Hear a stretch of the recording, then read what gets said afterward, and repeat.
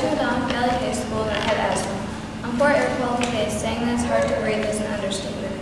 On regular days for me, it's like a really humid day for people without asthma.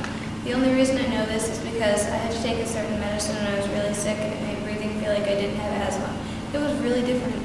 On poor air quality days, breathing for me is like people without asthma breathing through a strong, humid day or worse. I get out of breath by breathing, which is really annoying because I really only improve getting out of breath by something physically challenging like running. I don't know if this happens to other people too, but I can tell the difference between poor air quality days and regular days. The air seems thicker and heavier and it makes it harder for you to breathe. If I went for a run on a poor air quality day, I would probably get an asthma attack. Having an asthma attack is one of the most frightening things I have experienced, and sadly to say, I have experienced asthma attacks more than once. It feels like my airways are shrinking. It feels like I have to force a breath to my lungs. It's work to get in a breath, and I have to get in more than one if I want to keep breathing. It's a really scary situation. Asthma attacks can be triggered by poor air quality and or exercise.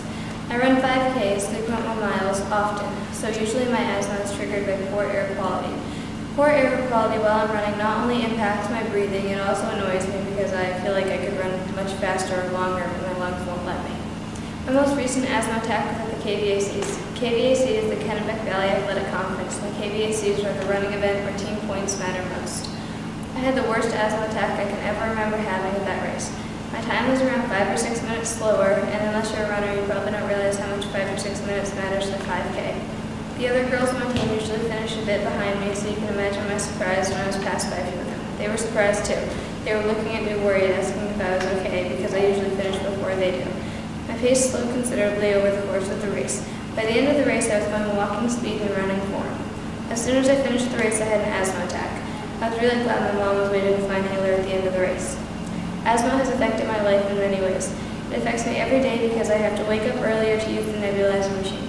It helps me breathe better afterwards, but it takes 20 minutes each time and I have to nebulize in the morning and at night. That takes time I could be using to study or do homework, so really I could be doing better in school if I didn't have asthma. It is really important to have clean air, otherwise people like me will be able to do less and less as the air becomes more polluted. If the air quality gets worse, I might have to run or exercise less, and I really wouldn't like that too much.